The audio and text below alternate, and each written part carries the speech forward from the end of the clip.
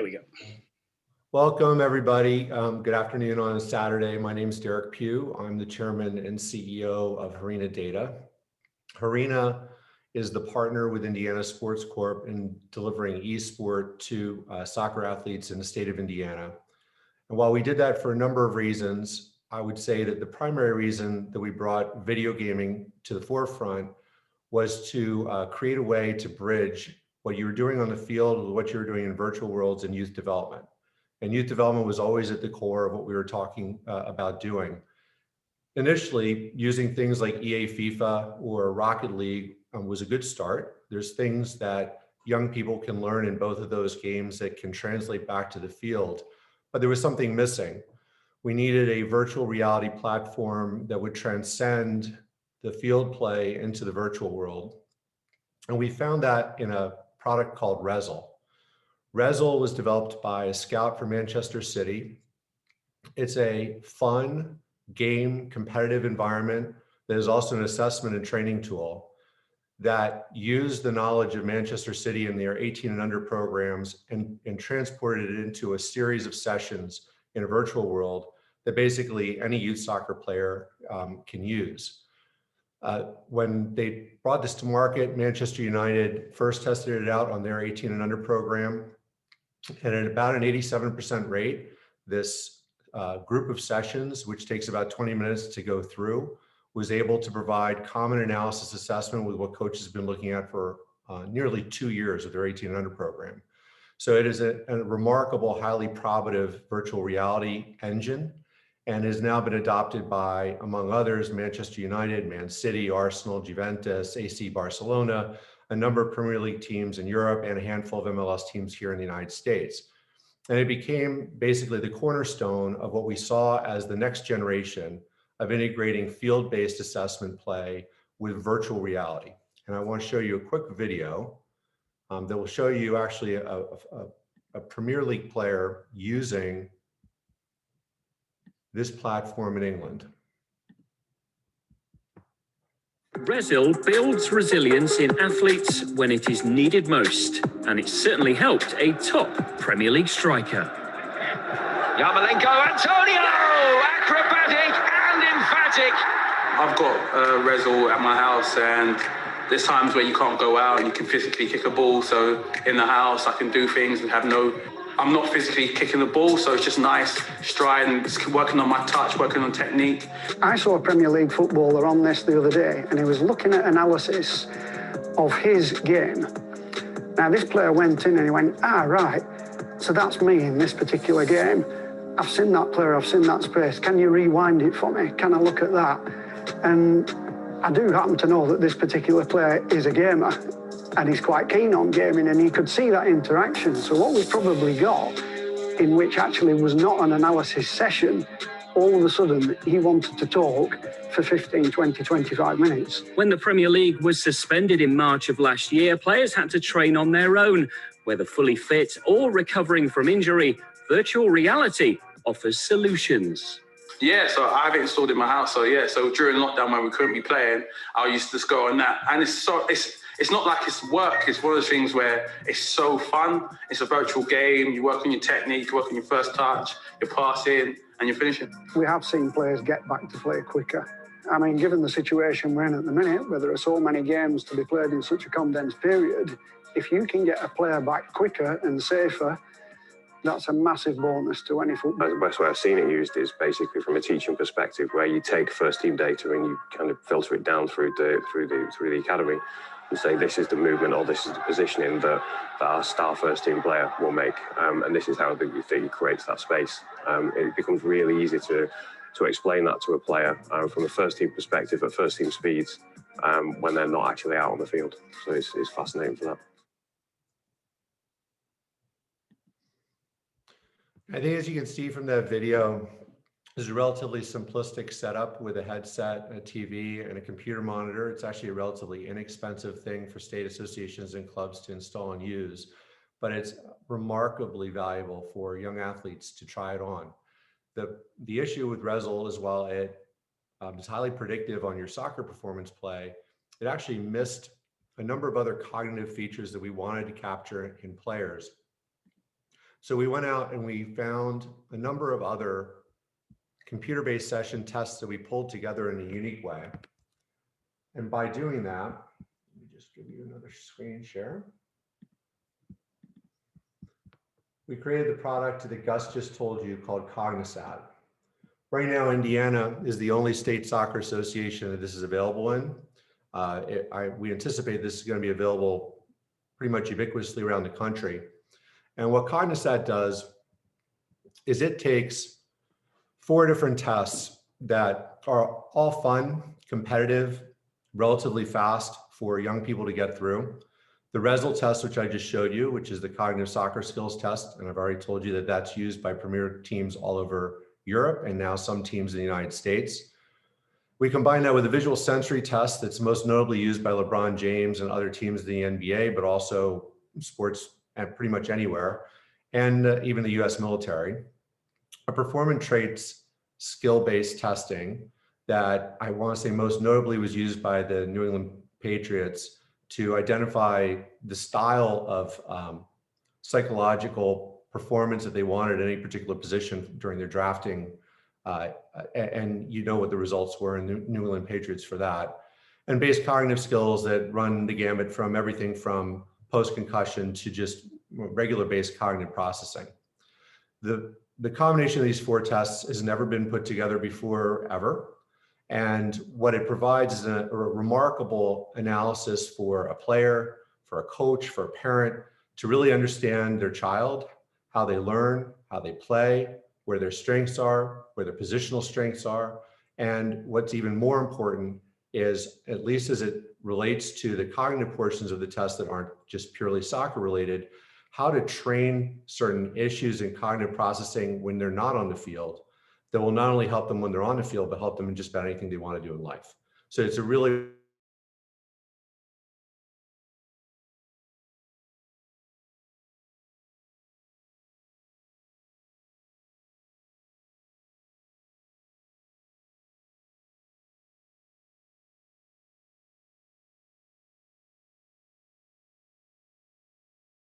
that winds up really helping kids.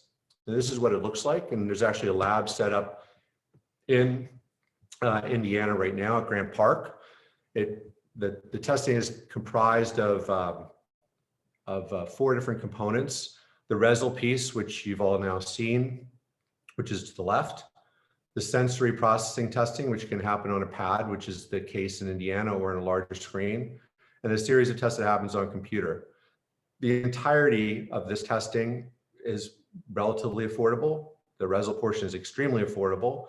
As you get into larger testing, it's a little more expensive, but it takes about 2.5 hours to get through all the tests. They don't all have to happen at once. And what you find is extremely competitive use of both the sensory processing and the VR, and occasional use, basically at different points during the year, of the cognitive specific testing to see whether or not specific training is actually working with some youth. So with that, I want to move this presentation on to Austin. Austin is a professional soccer player. I'm going to let him introduce himself to you.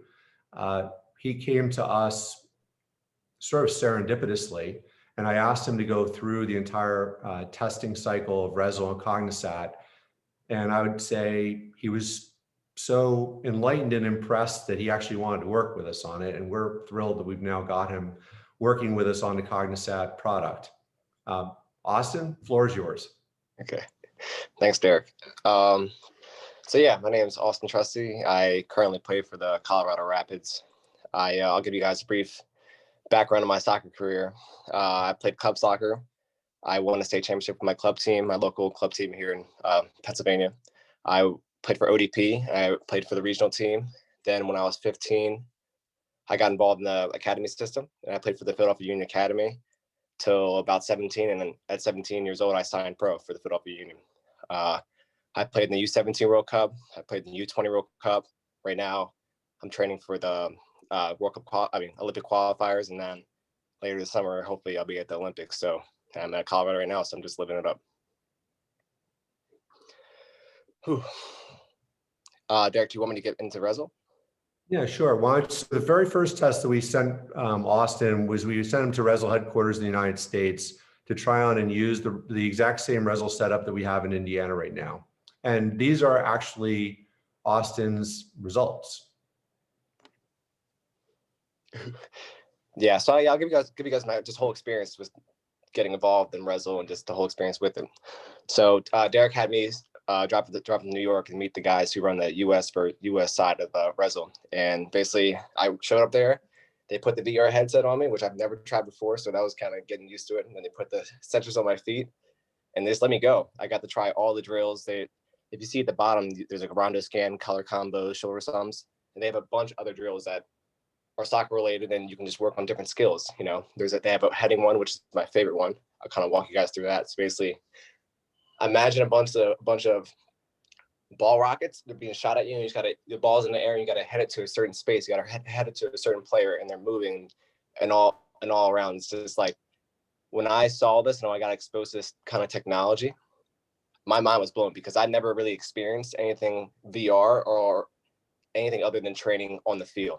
You know, so yeah, it felt like an outer body experience. But I was there and I was training, and I was working up a little sweat, but it was just overall super cool. If you look at my results, my composure and my reaction, those are the highest scores I scored on, but they directly relate to where I play, and I'm a center back. So me scoring high in composure and high in reaction, that the system could tell that I was a center back, and it was totally right.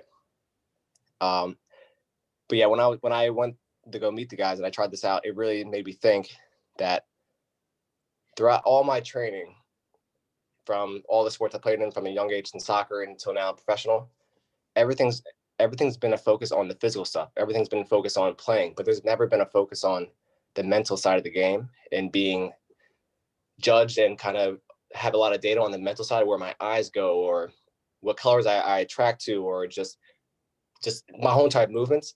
It was just super cool, and being exposed to that technology. And I had to be a part of it pretty much. Yeah, Austin, I mean, what I think is interesting for everybody is if you see these scores, they're not going to mean a lot to people that haven't seen REZZIL before, but obviously 100 is a perfect score. A 95 in reaction time for Austin is the highest score that's ever been recorded in the United States on REZZIL. So the REZZIL database has 10,000 players from across the world that have played through it. Austin happens to be maybe one of the top defensive players in the United States right now at his age group, and the REZZIL system demonstrated that. But it also demonstrated Austin certain deficiencies, right? There's other portions of the REZZIL test that may not be part of your position, but it showed places you could improve. Yeah. I think that's a piece that's super cool, because as I was saying, you train the physical stuff, but when you're training the physical stuff, you're outside training, you kind of do the similar drills. If I'm a center back, I'm always going to do heading drills. I'm always going to do passing drills to the left back or to my center mid. But to practice different stuff and obviously have data behind where I'm looking and how I'm doing, it makes my game all around and trying to make it more complete, you know? So it just better to me as a soccer player if I use this system. Let me show them. So after we were done putting Austin through REZZIL, we brought him to the other parts of Cognisat, and I think you're going to see why it's so important to have all these tests in one place. So when Austin came back home, we took him through the first portions of the cognitive testing that are off the field cognitive testing, tests to see how his brain thinks. And Austin, why don't you tell us a little bit about this slide? Yeah, so my results kind of relate to a story that I recently found a couple years ago. So 2 years ago, I got contacts, and just like anybody else who gets contacts or glasses, once you put them on, you're like, wow, I can see. This is how everybody else sees. Or like, it's a whole entire new experience. But the crazy part for me is that when I put them on, I realized that since I was 3 years old until 2 years ago, I'm 22 now. So I was 20. I'm professional at this time. That means I was playing in some of the biggest games anybody my age can possibly play in, and I'm professional at the time, and I can't see. I thought that everybody else saw the same way I did. And pretty much looking back at it, everyone was just blobs, and I couldn't see anybody's number. No one was like, the picture wasn't crisp. It was just crazy. When I put the contacts on, I saw it was an entirely new world. So when I took this test, when I took the Cognisat test and I saw the results, it directly related to a story behind behind the scenes I don't really talk about to a lot of people, and I wasn't really aware of 2 years ago, which is my contacts. And I learned, and and through the data, it showed that I play soccer through movements. I know where to be, I know where not to be, I know where the ball is going to be if someone passes it, but I never relied on my eyes because my eyes were so bad growing up. But I always knew where the ball was going to be. And when I took the Cognisat test and I saw the results, my mind was just kind of blown because the results matched my story that I don't ever tell anybody, or I really even told like my parents. It was kind of just, I kept it a secret because I didn't really know. So that's the part where it really shocked me. So if you see the divided attention, the planning, the estimation, the updating and shifting, that's all stuff dealing with my movements and reading movement and knowing where to be and knowing where not to be. But if you look at the processing speed, which is my visual processing speed, I don't read the game. I don't play. I don't do anything through what I see in my eyes. So that part was just super, super cool. And it's obviously sad that I didn't know that I had a problem with my vision, but being exposed to this technology and being tested on this stuff, it makes me think, if I knew this information when I was younger, imagine when I was 15 or when I was 17, or my first time pro, maybe I could have gotten the field faster. Maybe I could have been a pro even faster. Maybe I could turn pro when I was 16, there was limitations to my game and limitations to me just overall, and just not just soccer, just everything in terms of my vision and how I learned, that if I had this information when I was younger, it just, who knows where I could be, So that's why I think it's really cool. Yeah, to highlight for coaches and parents and even the athletes who are online, this test was taken 2 years after Austin got his contact lenses. So what's really amazing here is that his brain developed in these other areas, these ancillary areas, to make him a supreme athlete. Austin is one of the top athletes in soccer in the United States. He scored the highest possible score in divided attention and shifting and updating. Those are all skills that a defensive player needs, right? An ability to see lots of parts of the field, an ability to react to things that change on the field, and a constant ability to update what you're going to do based on what's happening on the field. But even 2 years after having the corrective lenses put in, he still scores in the bottom quartile of all human beings in terms of his ability to process with his eyes. So his brain had shut down when he was younger. The amount of time it spends processing information from his eyes. Well, now the opportunity for Austin, now that he's had this test, is we can train that for him. He can now train off the field an ability to process with his eyes faster and faster without losing the skills he's already developed. And can you imagine what that looks like? I was talking to Austin yesterday. I was like, what are the chances you might have been an attackman if your vision issue had been corrected earlier? Maybe the reason you developed all your defensive skills is because those ancillary skills you developed on the field, because he's clearly a natural athlete, were really related to his strength as being a defensive player. So this is sort of like a very interesting piece, I think, for any parent, coach, or player. Yeah, Derek, I think another piece of that is that I know I told you this the other day, that I always, whenever it was a cloudy day out, whenever there was clouds out and the sky was gray, or say it was a night game, I hated those games because for some reason I always played terrible. But thinking back to it, I always knew that when the ball got in the lights or the ball got in the way of the sky, if it was a high kick ball, I could never see it. I couldn't ever see the spin of the ball. I could never see anything. And I remember I always played terrible those games, and I never knew why until I got contacts. Now I do a lot better in those games, knocking on wood. But I just think it's so interesting. If I knew this information, if I knew that I needed context beforehand, those games I could have taken advantage of. And a lot of those games I played in the night games are national team games, World Cup games, professional games, and those aren't games I can really mess around with, I want to show them the next set of tests. Well, let me do this. I think this is, we didn't have the sensory analysis, which you saw. That was the large screen, or it's a small pad that they have in Indiana, which is another part of the Cognisat complete test. This is actually run by one of our partners who does teaching sessions for youth who are trying to improve various of their skills.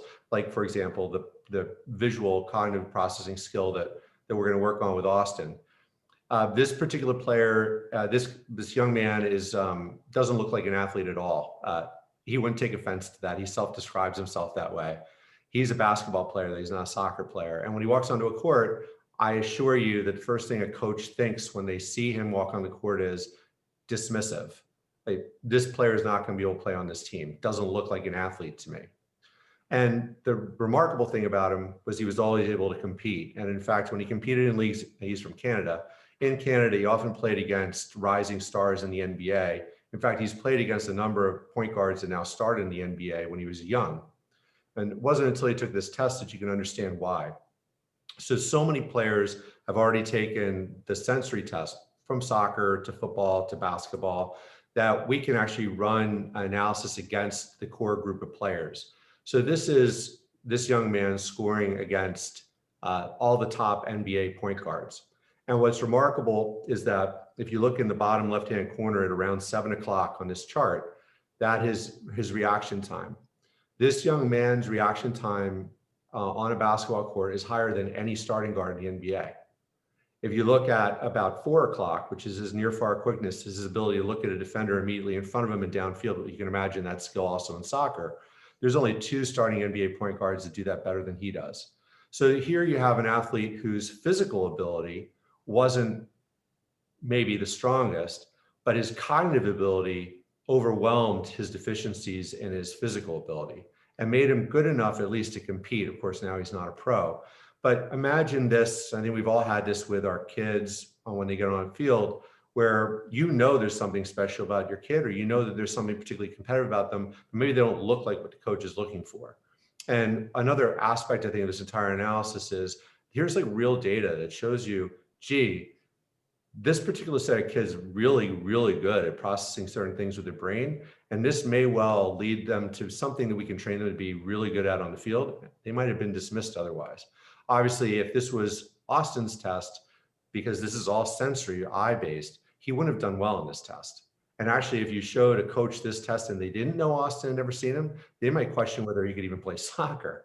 But that's not what the purpose of the data is. The purpose of the data is to demonstrate how much improvement you can make and where you can actually go through training to do the improvement. And like I said, this is all now uniquely available in Indiana. This is available to every rising soccer player in Indiana right now. I want to give you probably the more important part about the test. Austin, why don't you tell a little bit about this psychological profiling part of what happens? By the way, we only do this for 13-year-old children and older. Sensory and REZZIL and pretty much any age, as long as they can fit in the gear. But this kind of testing only happens for teenagers and up. Yeah, so I'll speak on this. So yeah, if you look at my player profile, I'm an Eagle and I'm a Rocket. So this brings me to my results in this. If you look at them from the side and while I tell the story, it reminds me of how I learned, basically. Until a year ago, Greg Brohalter, who's the head coach of the national team right now, he asked me, how do I learn? He asked the whole entire group of us. We all sat in a meeting. He says, how do we learn? I remember looking around and no one knew. These are top athletes for soccer in the country. And no one knew how they learn. Not one person. Everyone's just looking around because we'd never been asked that before, because the focus, like I've said before, the focus on the sport and focus on sports in general is the physical stuff. No one ever thinks about the mental side of things and how we learn and how we comprehend certain drills and certain tasks we have to do. So I remember whenever a coach has a whiteboard, like coach in basketball or soccer, they always have a whiteboard, they draw drills or put plays on. I never comprehended that stuff. I remember just looking at it every single time, just being like, okay. But the reason being is because knowing now, I have to learn through my movements. I have to learn through using my feet, using my hands. I just never comprehended stuff where it's just on a piece of paper. I just have to go do it. And I didn't know this until about a year ago. Obviously, I knew myself and I knew how I could kind of learn, what I didn't comprehend, but I never knew there was a certain topic or a certain category of what kind of learner I'm in. And I think it's really cool that I'm able to give this to my coach, give this to my boss or my business partner or my parents, and they can use this information to help me comprehend stuff better, and it can further my career, can further me in business, further me in school. It makes me think outside of soccer is if I was in school and I was able to give this information to my teacher, I would have probably comprehended math more, because I'm looking at the board. I can't do that. I have to do it myself. I have to do this stuff, So I think that part is really cool. Another part of this, if you look, is kind of being a leader, kind of environment I'm in. And I remember when I was signed pro for the union, I as a new guy on the team, I was a rookie, so I didn't really have many friends. I was the youngest guy on the team by a good bit, so everybody else was older, so it took a little bit for me to gain friends and gain just people to talk to. A lot of times gain buddies, so I remember I just didn't do well in an environment where I wasn't really comfortable. But the point in time where my teammates, my coaches, they put their arm around me and really held me under the wing. That's the year I excelled. That very year, I was the defender of the year for my team, and I played every single minute of every single game, and I was the youngest player in MLS history to do so. So it just showed that I do well. Not saying it was a toxic environment, but I do well when I feel like I'm a brother. I feel like I'm a friend. I feel like I'm family, and that's where I excel. And I like that environment around me, and that's what you see the most out of me. So I think that part's pretty cool in terms of my results from being an Eagle and a Rocket. Yeah, and Austin, tell a little bit about, for coaches, parents, for everybody who's an athlete, it is not unusual in American society for us to view hazing as like part of, I don't necessarily mean like hazing that's illegal. I just mean being hard on young people when they come into a team is pretty usual actually on how we treat athletes. When you first went to the Union, that's how they treated you, right? They treated you as the young dude, not well. And tell us a little bit about what that made you feel about your career and what you were thinking about soccer. Yeah, I wouldn't say that they're all amazing guys and there's all amazing organizations. It's just like when you're the new guy on the team, when you're a young dude, you're just a young dude, you're just a young guy and everybody else is older than you, so they kind of treat you a little different. You're the rookie. It's nothing bad, nothing. It's just how it is, And I knew I excelled when I seen the results. It just shows that I excel when I'm not necessarily treated like the rookie. Maybe I had to get past that year. Maybe I had to get past my rookie year, and then once I was a sophomore in the league, I excelled. So it's just, if I knew this information before, and maybe I could have done a better job adjusting and knowing how to approach the situation when I knew it was going to be a rookie in the league. So the player profile information that comes out of this system, and I've used the word test a couple times, and I don't want anybody to think it's not fun. It's actually very fun to play REZZIL. It's very fun to do the sensory testing. Even the cognitive testing, while it's more school-like, is still fun because it's competitive, and everybody who takes it wants to see their results.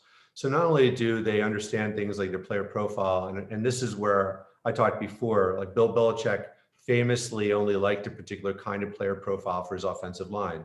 So when he went to the NFL draft, he wouldn't pick the top rated offensive tackle. He would pick the top rated offensive tackle that was also, and I'm making this up, a Rocket.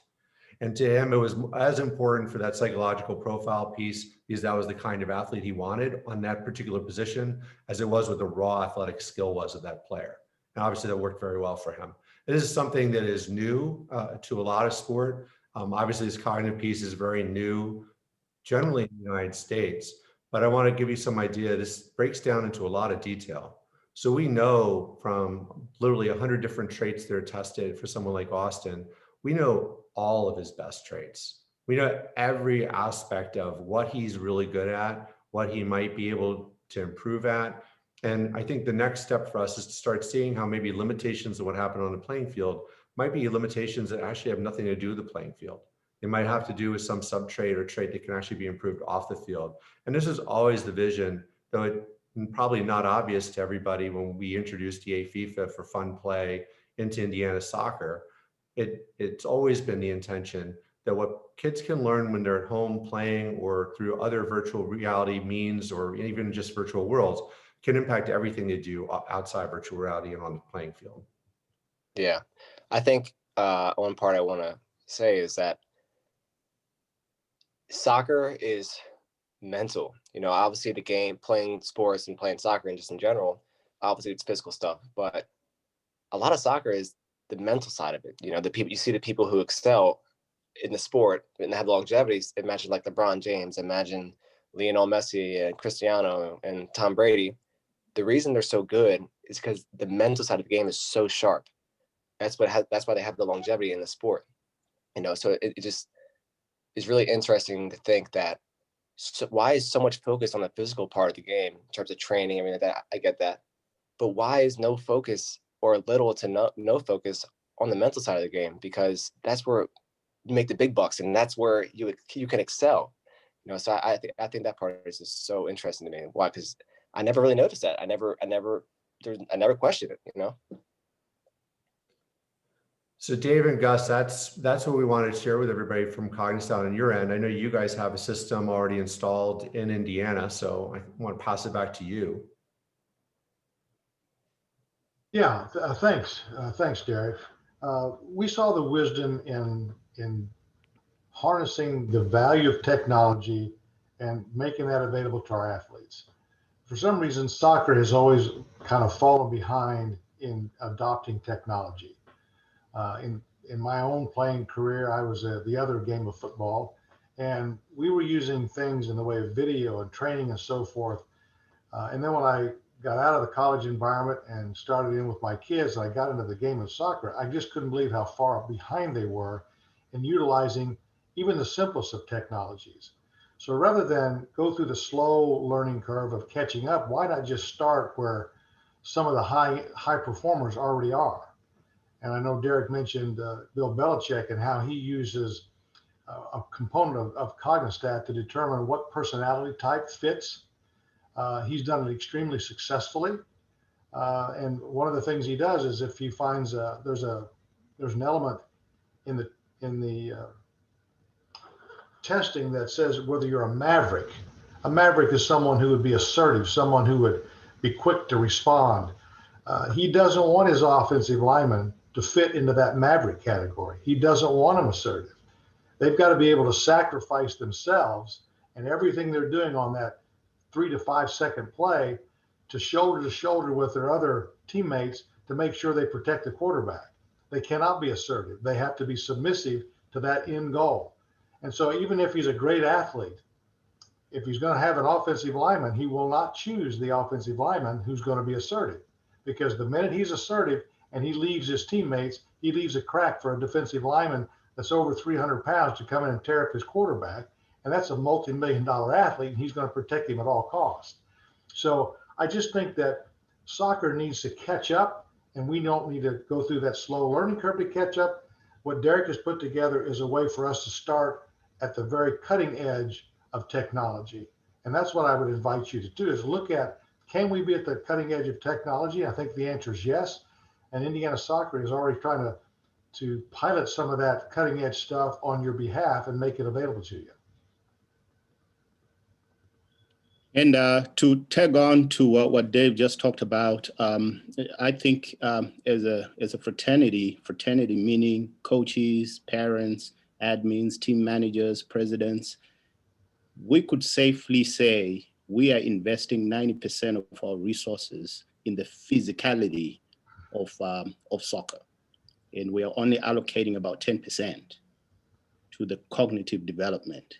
Now, a perfect target would be a good 60% versus 40, because if we really come to think about it, the most important tool in the shed is the cognitive processing, whether it's for a kid, whether it's for an adult, but that's where the game is played at. And I think clubs and associations need to start reinvesting some of those resources from prestigious stadiums, fancy uniforms and whatnot. I'm not saying they're not important, but the most important tool in the shed is the cognitive piece. Yeah, and if you give me just a few more seconds, Gus, because you triggered my thoughts on one of the aspects you said. Having had 2 sons and having them both have gone through sports, one of them a little more challenging to deal with than the other, I would have loved to have the report that Austin referenced, because that would have helped me be a much better dad. If I'd have understood my son differently and would have known what his buttons were, how to push this button or that button, not to push one button over the other, how to help shepherd him into be the man that I want him to be, I would have been a better dad. And I realize that we're talking about sports here, but again, I look at it and really would have loved to have that tool at my disposal when I was raising 2 sons.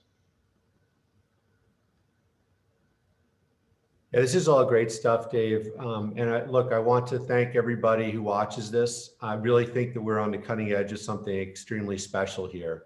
This is simple. It's incredibly probative. It's really helpful stuff.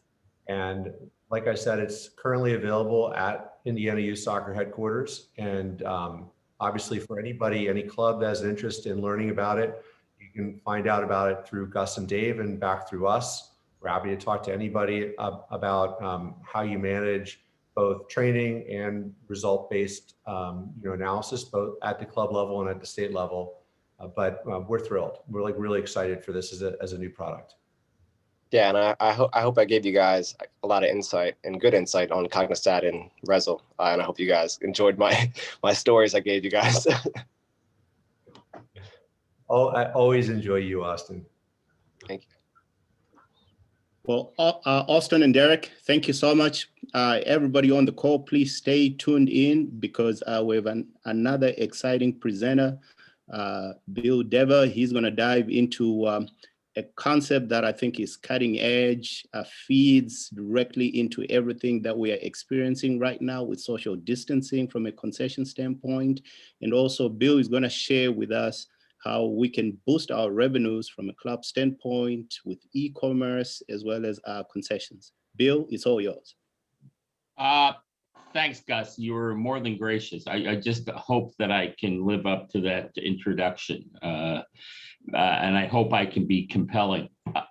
Essentially, when we started talking about the world of soccer, the world of youth sports, we realized that there were various entities who were deriving deep benefit from youth sports, but were not giving back. They were essentially a profit center for companies. And we felt that it was important that revenues, opportunities should be coalesced in a single entity. And to that end, we created the American Youth Cooperative for Esports.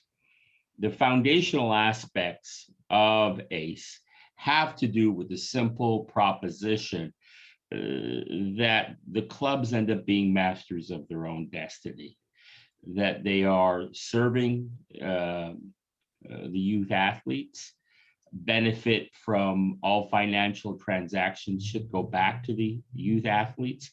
And to that end, we've created a series of product sets that we would like to share with you today. The first one is an attitude that we have pioneered with Indiana Soccer. Indiana Soccer has come forth on almost a global basis through their leadership to be a really innovator and a proponent of true cooperative free enterprise in order to benefit youth athletes. I think they're leading the edge, and I really want to tip my hat to both Dave and Gus for their leadership and the insistence of creating an infrastructure that in the long term is going to benefit youth athletes. I have two small video presentations. One of them describes esports, and I'll share the first one with you now, if I may. Let's see. I'm going to share sound. So there we go.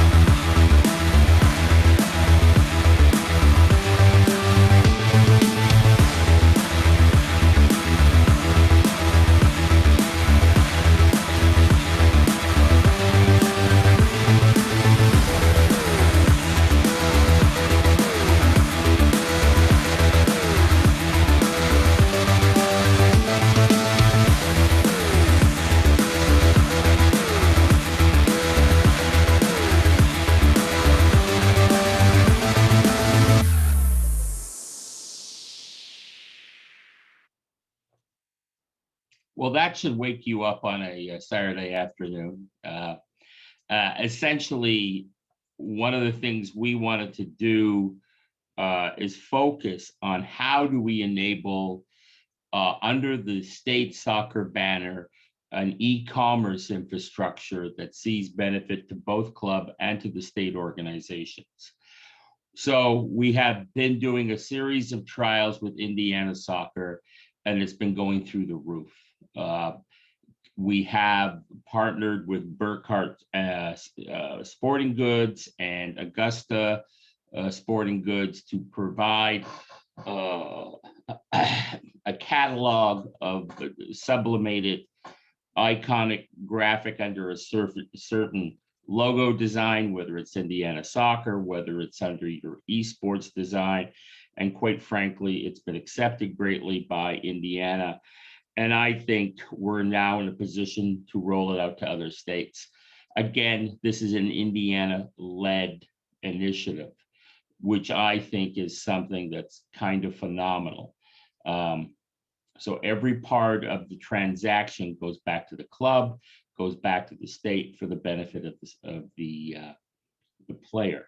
Right now, we initially started off with a series of jerseys and hoodies, but we brought on soccer balls, we brought on esports equipment, we brought in Adidas wear, Adidas footwear.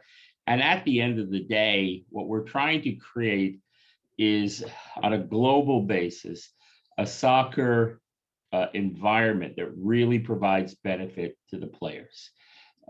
And that's our perspective, whether it's Cognisat, whether it's REZZIL, whether it's an e-commerce platform. It's a perspective and approach that is providing a form of economic liberation to the clubs, because COVID's taught us a lot of lessons. First of all, the need to move beyond simple field play to include virtual play, which is esports, but also to create economic activities that provide revenue for the clubs, for the state organizations, so they become more self-sustaining and can provide economic buffers for themselves in light of an economic downturn such as COVID. ACE as itself, we now have, we're advancing on 30 states participating. We're very blessed, and again, people are seeing what's being innovated in Indiana. And, you know, I, for one, am very buoyed by the perception and the adoption of what's going on here. And I think that Indiana truly is a leader. The second product we'd like to share with you is something called Zero Touch. Zero Touch is a mobile application that allows distance ordering on a retail basis and a wholesale basis for soccer clubs or any other youth sport club, where we have aggregated purchasing relationships with food wholesalers, where they can deliver food to the clubhouse for resale during your season. At the same time, it provides distance, it provides consumer safety in the time of COVID. So I'd like to share that with you now, if you wouldn't mind.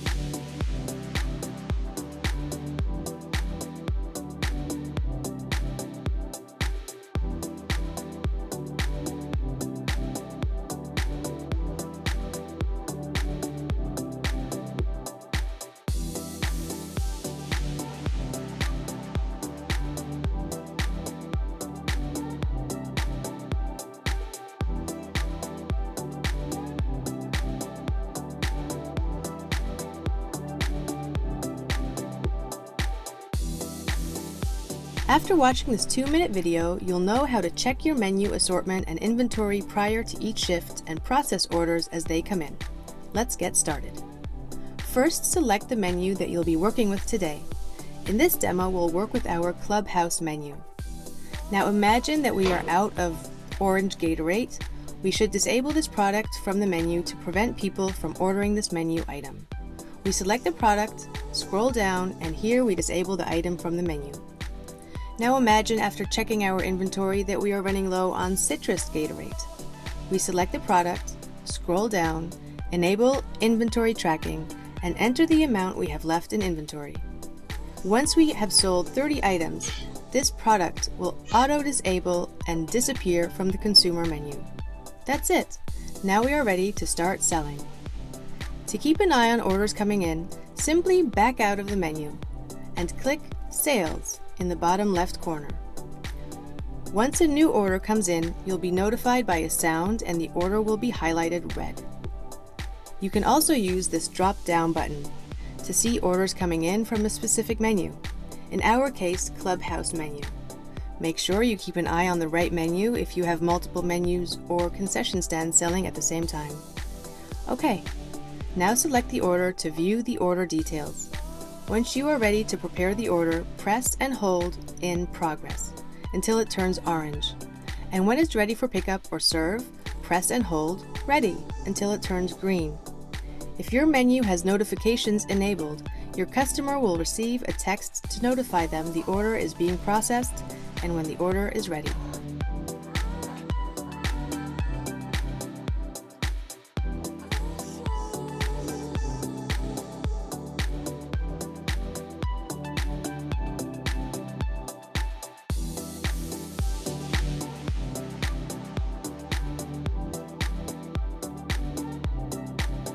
Hi, let's jump right in and set up your account.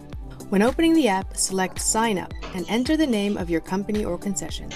This is the name that will appear on the receipt. Since this is a demo, I'll enter ZeroTouch, our support email address, and password. I'll enter the verification code that is sent to our email. Here we agree to the terms of service. Okay, now we are asked to enter an email address to receive our funds. We recommend entering an email address of the person who is responsible for finances within your company or concession. In our case, I'll use the same email address. A PayPal business account will now be created to receive your funds instantly after each individual transaction. And here we enter the verification code that we received in our inbox. Next, the app asks you for your sales tax location, which is the address of your venue or business. I'll insert a demo address in New York. Okay, in this example, we are a concessionaire. So to benefit from the best transaction rates for our use case, we'll select concessionaire. If you're an ACE Youth Soccer concessionaire, you are eligible for a discounted rate, and for the purpose of this example, we click Yes. As a last step, the app tells us where we can learn more about the basics, and also how we can download our display material. And that's it.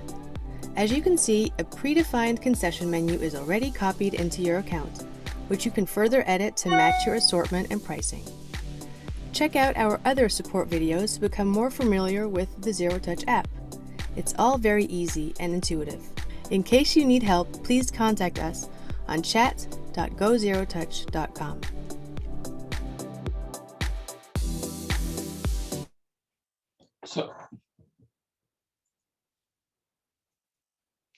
So that is an overview of our ZeroTouch. So we're moving very quickly into a global digital environment, whether it be our virtual esports play, or whether it's being our food ordering or our e-commerce platform.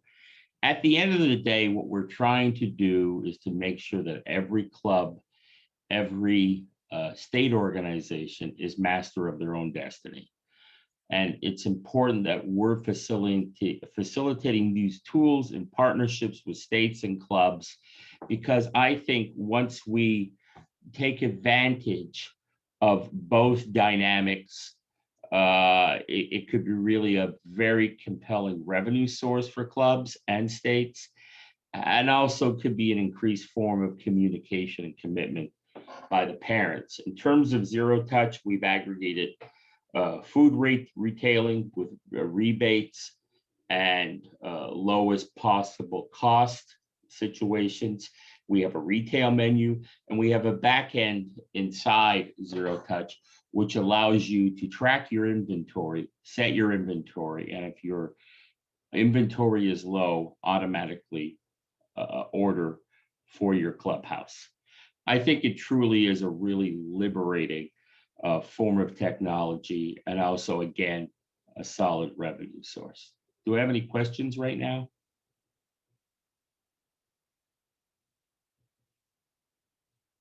Well, that's essentially where we're coming from in terms of that technology set. If there are no questions, all I really would have to do is, again, is to reiterate the leadership and the vision that Indiana Soccer has played globally on this. And we're also going to widen our set of offerings to soccer clubs to include automated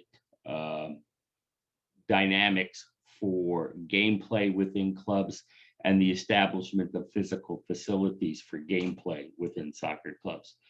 Derek, do you have any additional feedback? No, Bill, I thought that was great.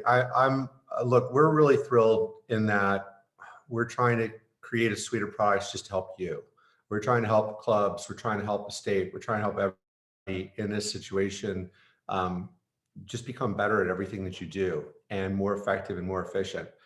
Like Bill said, one of the advantages of the e-commerce piece of this is it transcends just the regular sport. So not only can you go in and sublimate the jersey for your travel team, or set up whatever you like in terms of your fan gear, but when it comes in, when you move into the virtual play, esport, same thing. And clubs wind up making money from everything and wind up having one place where the play in either on the field or in the virtual world can actually lead to like other things for the kids and for the clubs. So I thought it was a great presentation, Bill. I don't have anything more to add than that.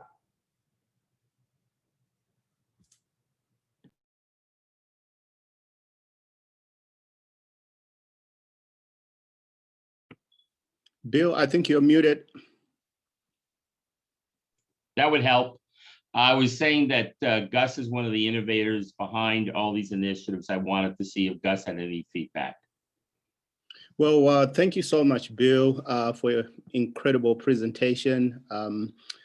From an association standpoint, we are passionate about setting up our membership for success, and more importantly, aligning our club membership from a futuristic standpoint with regards to technology. But the most exciting thing really is without partners like Bill, Derek, Austin, all we have are ideas. I really take my hat off to the faces that you see on this presentation right now, because they've been able to interpret the ideas that we have and bring them to fruition. And our hope is every one of our club members can quickly learn about what's on offer, get on board, and begin to provide that unique experience to the players, to the parents, coaches, and team members. And on behalf of the association, I want to thank Bill, Derek, and Austin for taking time from their Saturday afternoon to do these presentations. We really feel privileged to work with these folks. And I would like to end with a quote that guides our thought process from an association standpoint. Henry Ford said, if we had asked people what they wanted, they would have said, give us quicker horses. And Indiana Soccer is taking a totally different, innovative approach. And kudos to our partners for helping us deliver that thought process. So with that, I thank you all for taking time to attend this presentation. If you want to reach out to Bill, if you have any further questions, if you want to reach out to Derek, I'll be more than happy to provide that information to you. My email address is gus, G-U-S, @soccerindiana.org. And I know Bill, Derek, and Austin will be more than happy to provide any clarification over the materials that they presented. Thank you so much and have a wonderful day. Thank you, Gus. Bye-bye.